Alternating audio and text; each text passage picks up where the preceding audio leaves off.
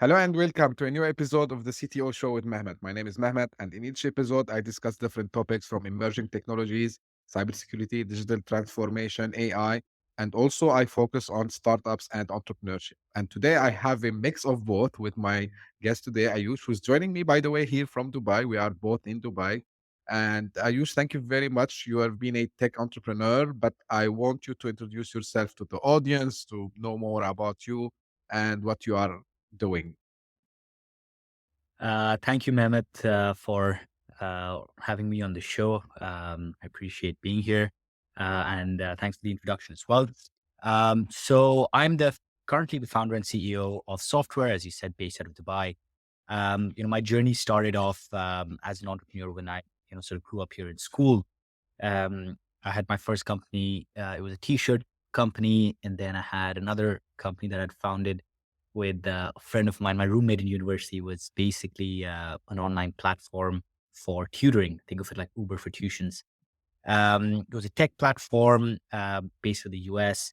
Then I came back to Dubai, got into the family business, and we are a BPO customer experience company based out of the Middle East.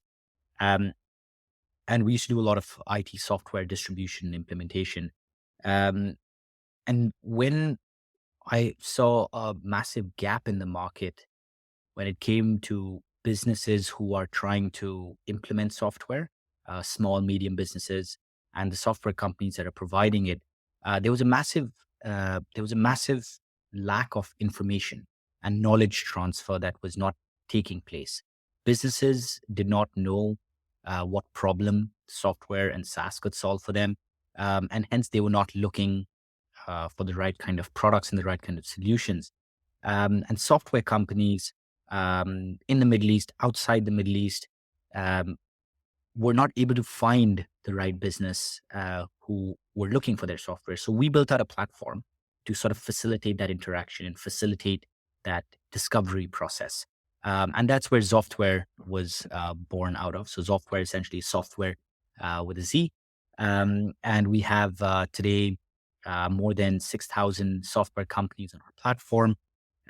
We are, doing businesses for thousands. We're helping thousands of businesses in Dubai, in UAE, in Saudi, in Oman, in Bahrain find the right software for their business. And all the software companies within UAE, outside of UAE, we're helping them gain more visibility, generate more business, um, and get the word out there of the awesome problems that all of them are solving, which is amazing. That's a great insight. So I will come back to talk a little bit about how you spot this problem. But Mhm. as a tech entrepreneur here, like I mean, in our region, for you, how easy or hard it was, to get things started. And the reason I'm asking you this question because one of the things like I hear a lot, uh, you know maybe you have the technical background, but sometimes you might or might not, you will tell me now, have like maybe a lack of know-how in something else. Like, can you share a little bit your experience, like how hard or easy it was for you to get your business started? Absolutely. So, it's very difficult to start any business anywhere in the world. You have basically the five key elements that make a business successful. It's the idea, it's the funding, it's the team, it's the timing, and it's also sort of the business strategy overall. Um, and over here, the hardest thing that I faced was putting together the right team. And I'm very lucky to have a good team supporting me, very ambitious, hardworking, and of course, a problem solving team. From a technical side, even though I had a sort of a degree in computer science, I have been a full stack developer in the past. I don't think I can consider myself one anymore. Just how because of how fast things are changing. Um, the difficulty in setting up a business or tech business over here has been putting together the right team, getting the right talent, um, and really going through the cycle of product creation, product development. A little bit challenges, a few challenges that I faced over here, which I know now have gotten a lot better, are with simple things like bank account opening, connecting uh, payment gateway to my platform. Those things when I started were a little bit harder, but from the new entrepreneurs that have come up in the last couple of years, I've heard things have become a lot more easier and simpler as well. So yeah, I would say the team is probably getting the right team together. If you have the right idea, if you have the right you know uh, the timing of the market, yeah, I would say the team has been probably my hardest thing, and pretty proud of it where we've come so far. That's great to hear. Now, you are into a business, so yourself, you are a SaaS company, basically, as Mhm, software.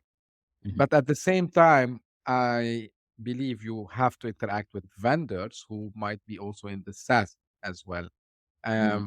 How are you seeing, especially I'm asking maybe for my audience who are not based here in the region, and Sure. you might be shocked of this question, but because the adoption to a more subscription model, we were Mhm, seeing a friction before. Like people mhm, still wanted to own the software. They don't want to pay subscription. They don't mhm, want to go to cloud, mhm, all this. How mhm, you are seeing this? And because you are onboarding with you other vendors mhm, as well, how you are seeing this mhm. changing and what we can expect the trend to be in the coming years? Yep. So very good question. So I'll just give you in Middle East alone, the compounded growth rate of SaaS adoption is 15% year on year, right? So you Mhm, know that there are people, and there are businesses who are looking to adopt SaaS. Um, that's the first very interesting point. The second thing is that there has been a lot of distribution and or better capital management by organizations. And what I mean by capital management is when you would go for a software that you build or you create in house or you buy, um, the capex or the one time fee or the chunk of fee that is associated with that was very damaging to a lot of companies because the rate of failure in implementation of software remains still quite high. And that's also a bridge that we're trying to, that's what we're trying to bridge with software as well. We want to reduce the failure rate of implementation. And what happens is that when businesses would initially spend, $50,000, $100,000, upward million, $2 million to implement a software, I'm talking about SME specifically, right? mhm. Um, if they would fail, that was a big cash burn. So what happens with SaaS and the way technology has evolved, which is sort of my third point, is also from coding to a sort of low code, no code environment. So a lot of the SaaS products that you use today, that businesses use today, you don't even really need to know code or as a business owner know anything about tech to use it or implement. So a very simple example I can give you is if you're a restaurant owner today and you want to implement a SaaS solution to manage your orders or manage your inventory, you don't actually need to write any code to be able to do that. And that's insane. If you would tell somebody this 10 years ago that you can manage your inventory without writing code, people would not really take that very seriously unless you're working for a massive uh, food and distribution company.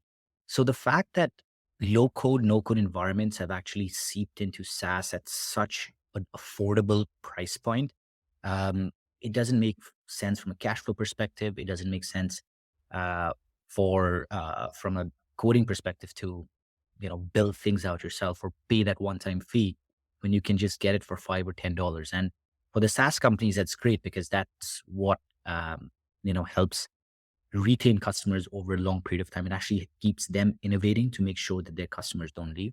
So everyone, is a winner in this scenario. So it's you touch also on a good point, actually, Ayush. And do you think the level of entry for anyone who want to start a SaaS company becomes much easier because of these platforms like the low code, no code tools? Absolutely. You want to build out, if you want to build out a SaaS solution today as well, there's so many things that work for you, right? You don't need to, you would be using SaaS tools to build products. You would be using SaaS tools that have open APIs that you can integrate with. I might be talking a little bit technical here, but No, it it's just fine. makes, it's made things, it's made starting businesses a lot easier. It's made solopreneurship a lot easier. Um, and that's what beauty is. And the price point, again, I stress on this a lot. You'd see, um, if you go to SaaS companies today, if you want to be a designer, Photoshop, if you want to be, podcast host, StreamYard, there's so many things that are making the ease of doing business a lot easier. And that's all in the world of SaaS. Yeah, and actually, I wanted to add to what you said. So I have the technical background, like back in when I was in college, I studied, coding and all this. But Mhm, I was, like curious to know more about this low code, no code, and I was very mhm, surprised. And maybe for me, yeah, it's easy because I have the technical background. But mhm, I attended a cohort actually, and I was very shocked. Like people who they are not even from a technology background. Of course, they know how to use the mhm, basics, and they were mhm, building things which are fascinating. Like, and this is as you said, it's like, he- sorry, helping solopreneurship, to flourish over there. Now, here, but the point that I want to ask you about, like, okay, we can create SaaS, right? Whether with code, no mhm, code, or whatever. mhm, Now, for you, because you explained a little bit that you have spotted some pain points, right? And then you decide to build something on this. So now this is like mhm. kind of, let's you and me return a little bit back Okay. to the community, as they say. What really makes a good methodology, or let's say what process can founders follow to spot a pain which is big enough to really be maybe done as a SaaS, maybe can be done in any other like software format. How you can spot these problems. So for I'm asking this question, so maybe someone is listening or watching this, Mhm, and they said, mhm. I want to start a SaaS business. So where should they start to look for problems? Okay. Very good question. And this is a question of ideation, right? So when everybody um, has exposure to something, that something is what they do in their daily life. So um, somebody could be a chef, somebody could be a restaurant owner. They could be working in a movie theater. They could be driving a car. They could be doing anything, right? So somebody's whenever you are in whatever you're doing in your daily life, where you're spending a lot of time, you become a you become an expert at doing that, and you are understanding the problem that not just you as a person are facing doing that role, but anybody else in a similar position would be facing that problem. If you can figure out what that problem statement is, right? So I'll give you an example. Let's say um, I'm sitting in office, and how sort of software was ideated. I was sitting in office. I wanted to implement a CRM for my family business, data direct, and I went out. I Googled top 10 CRM. I found Zoho, which was one of them. Amongst all the others, I reached out to them, eight, nine of them. I spent hours meeting with them, trying to understand what they do, speak to their integrators.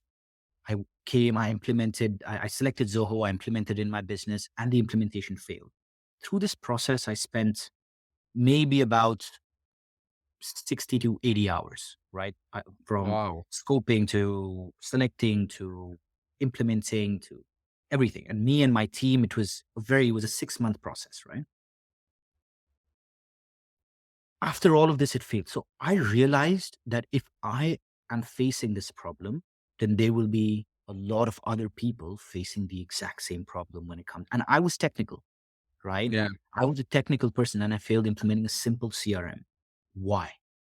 So if anybody listening to this is trying to ideate as to how to come up with a product or how to ideate or come up with a SaaS solution, see what is the problem that you are facing, right? What is it that you face on a regular basis and really think about it. And the second step after that is go and ask people, are you facing the same problem? And there you have your business model, right? There you have, and you have you have a business model. Then it goes into the whole pricing, how to make it a SaaS, how to acquire customers. So that's a whole different journey altogether. But that's how you would identify a good SaaS model is how can you solve the problem um, for somebody and they're willing to pay you for it to solve the problem. I hope that answers your yeah. question. Yeah, yeah, 100%. This is exactly the answer I was expecting. Okay. And one of the main idea of the podcast is to educate, and I want the audience to hear it from a founder that he faced a problem, and that you did it in a very nice storytelling way. And yeah, I agree with you. Like for me, any many times on I try to ideate something for whether it's for me for when I used to be in the corporate world. So yeah, I look where I'm get stuck, right?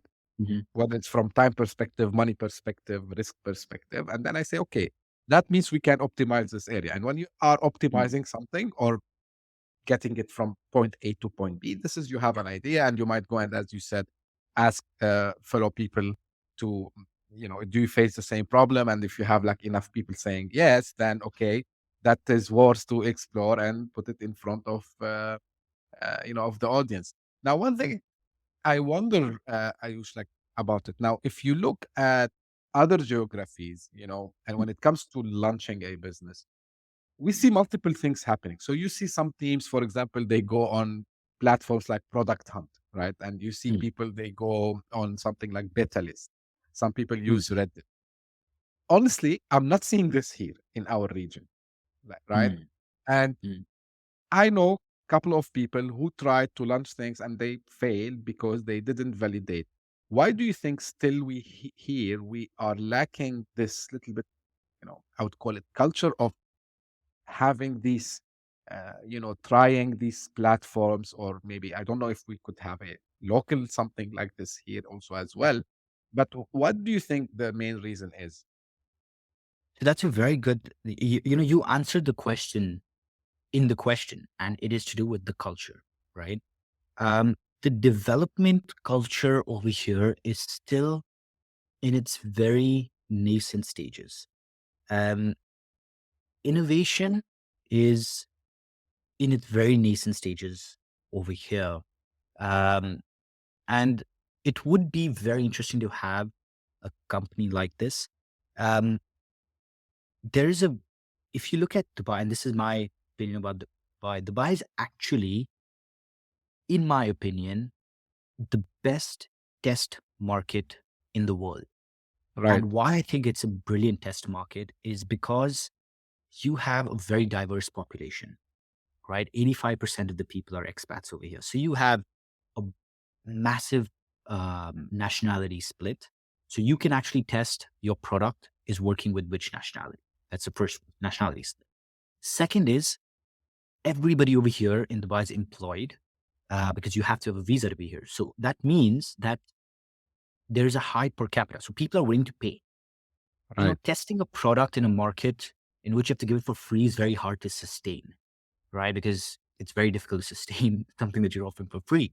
Um, so people are willing to pay. So if you have a compelling story, um, you will have the option, or you will have people paying for whatever you're trying to provide as a service. Fantastic. You have a very diverse age distribution group. So from right, kids, where you have parents who are willing to, fund the education of their children, and so kids, the young adult, because the amount of inflow that Dubai has for a young population, as well as the older generation. Dubai is actually becoming a very popular place for people to retire. So you have a fantastic a very balanced age distribution network as well. Unlike places like Japan, for example, that's an aging population. China's an aging population. People Right. are moving out. You have a good age distribution. You have a fantastic nationality split, and you have a good distribution of income. So when it comes to actually testing a product over here, it's a phenomenal test mark, right? You can test your product with any demographic from somebody who's maybe labor class all the way to somebody who is ultra high net worth. You have the option to test that product over here. So I think it's fantastic. Now, my 2 cents here, and I agree 100%. It's the best market ever. I mean, especially Dubai in specific and GCC in general, because more or less they share the same, metrics that you just shared. But two things I saw from my side. The first one Mhm, is people still think if I put an idea in front of people, someone will steal it, right? mhm, mm. I hear this feedback still, and I'm telling Okay. them, guys, it's all about execution. It's not about Yeah. okay, idea is important, 100%, Yeah. but how you execute this. The second thing is, not sure if you will agree with me or no, but Mm, mm, mentality that we are adopting or we have adopted, I would say, from places like Silicon Valley. Okay, I'm starting this. Yes, I'm passionate about it, but my end goal, raise funds, like make an exit. So this is mm, why you see them little bit hesitating to go and mm, kind of build in public. Do you agree with this? mm, mm, mm, mm. So, with the first point, um, I think you're absolutely right. Uh, with the second point, with the mentality, I think what I want to understand is, you know, um, the mentality of Silicon Valley and the mentality of UAE, which is we want to come, we want to create, and we want to exit. Yes, it is a little bit monetary driven and less value driven. And nothing Um, wrong, by the way. I'm not yeah, saying this yeah, is wrong. Yeah, nothing wrong at all. Absolutely. Um, and you're right about that. I think you are absolutely right. I think there is definitely something where, people are more monetary driven than value driven, but you'd find those few people who want to actually disrupt, right?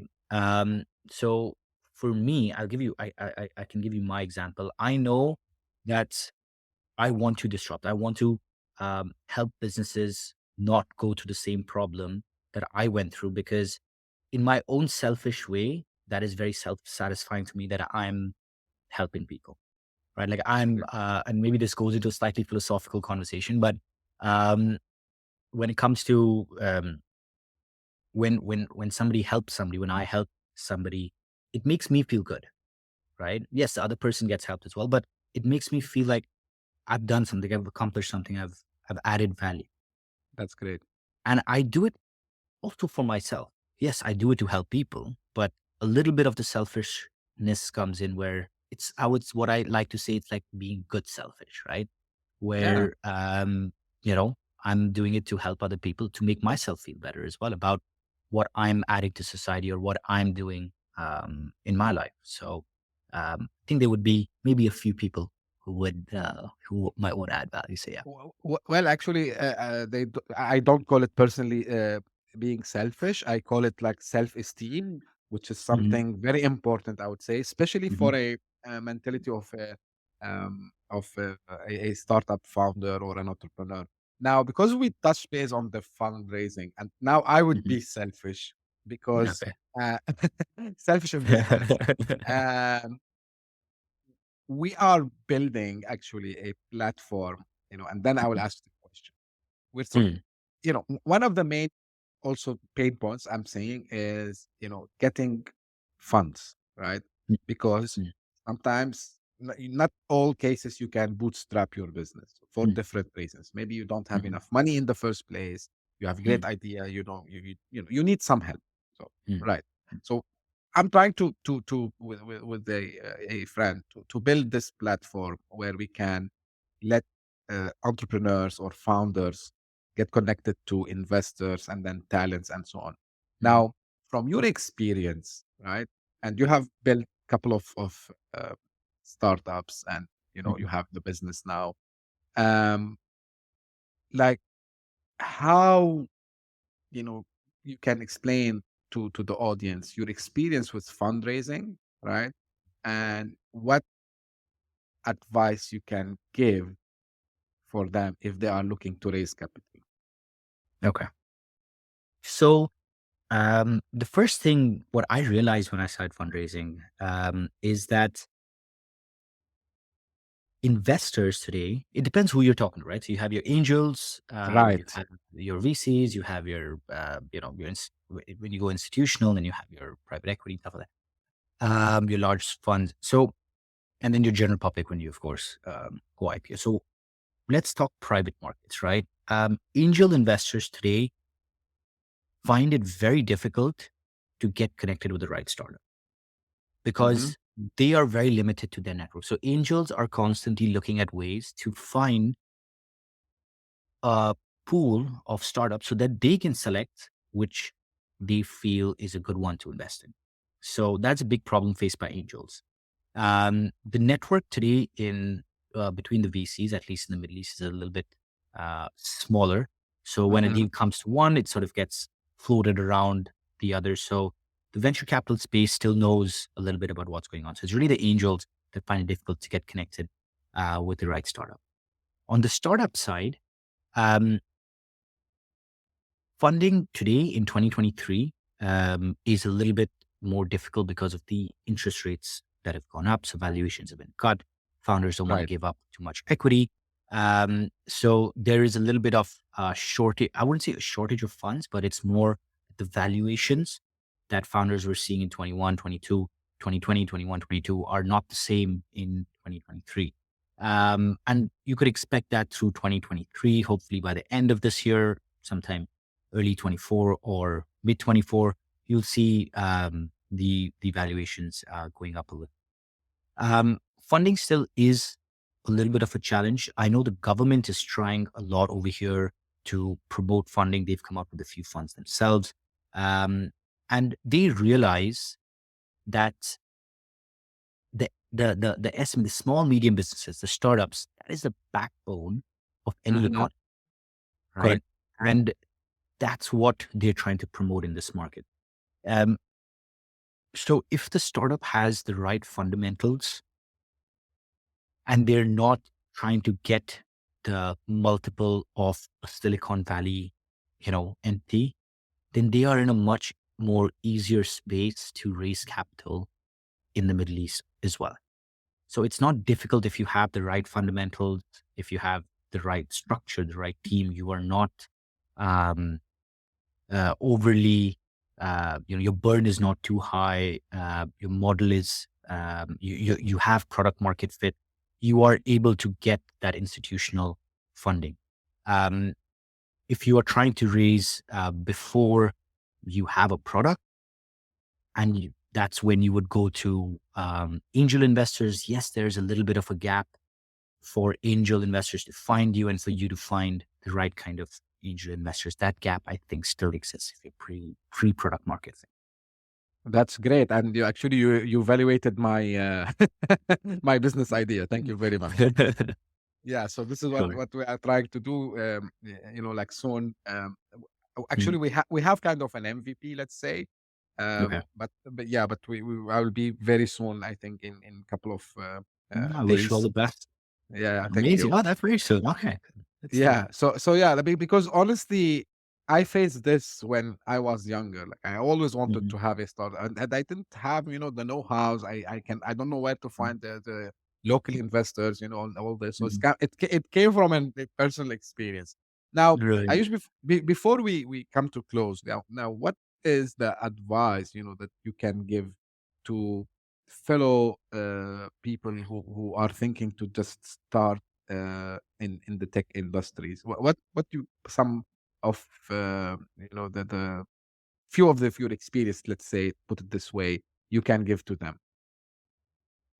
If you're looking to start in tech, anywhere in the world, I would say, and I think we sort of touched upon few of those themes in this episode, um, and that is make sure you have the right team, and your whatever you're trying to build out, the timing of that has to be right. So um, having the right team and having the right timing of your idea, a lot of your problems will sort of a lot of the problems that you face, you will be able to get through them. You will be able to get funded a lot better. You'll be able to, so raising capital will become easier. Building the product will become easier. Acquiring your customers will become easier. So a lot of the issues that you face in terms of the initial, let's say the cold start, as Andrew Chen calls it, a lot of those things get solved with just these two things. So in the ideating phase, in the time when you're looking to first, when you're looking to build a company, spend time getting the right people and making sure that the timing is good of your product. So, reach out to your potential customers early on. Don't be afraid of somebody trying to take your idea. Um, if somebody wanted to take your idea, they would have done it already, right? So don't have Right. that don't have that ego that, oh, it's mine. I'm gonna have more faith that, if somebody else does it, you can do it better. Competition is not really a bad thing. I actually thrive under competition. So I love the fact that if there's somebody out there competing with me, it makes me Competition wanna, is always good. yeah, it's always good. So Yeah. that drives me a lot more. So just to beat the competition. So um, yeah, I would say these are the two things that I would highly recommend any new founder tech um, to look into. Have a solid team, the dev team. If you're a developer yourself, have someone who complements your skill set. So don't get another developer, because then two developers is not really uh, something that would help in terms of complementing your skill sets. You need someone who can do sales. You need someone who can do finance. Someone who can do marketing, strategy, and a developer. So complementing your team, or having Yeah. complementary skills in your team, um, and yeah, testing your idea if the That vision is the right time. great.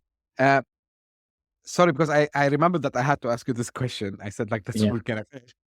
For Mhm. just briefly, like for Mhm. software, uh, Mhm. I know like you try to, so you have two. Is it like two or three parts? Is it like end user like SMBs and main vendors, or do you have also like system integrators and whoever in the middle? How Yeah. does it So work? so we have the system integrators as well. That's sort of that's how we keep ourselves localized, right? We pride ourselves on being local, on being there for the SMEs in every market that we're present. So we have not just the software companies that are present locally, but also any of their integration partners, any other distributors of software, service Mhm. providers. We have that network on our platform as well. Any plans to expand? Yeah, we're looking at we're already in Oman, Bahrain. Going to be in Saudi soon. Looking at India, looking at Eastern Europe, looking Wow. at So we're looking to scale quite rapidly. Yes. Yeah, I wish you all the best, Ayush. And really, I Thank today you so much. enjoyed this conversation. And at the end, as we come to an end of this episode, for the people who are watching this the first time, please subscribe to the channel. If you are listening on your favorite podcasting platform, also don't forget to subscribe. By the way, we are trying, as I said, to get the best of the best. And keep watching this space because we gonna have like different formats in the future as well. So keep watching this space. And as usual, if you have a question to me or to Ayush, by the way, I will leave all the information about his company software, so you can see what they are doing, and if you want to get in touch with them also as well. And but if you have a question in general about this episode and the topics we discussed, feel free to reach out to me by email, LinkedIn, or Twitter. I'm active there. And also, if you are interested to be a guest, same as I had Ayush today, please also don't hesitate to get in touch. We can discuss this. We can do the proper arrangement for that. And as usual, we will meet in the next episode. See you.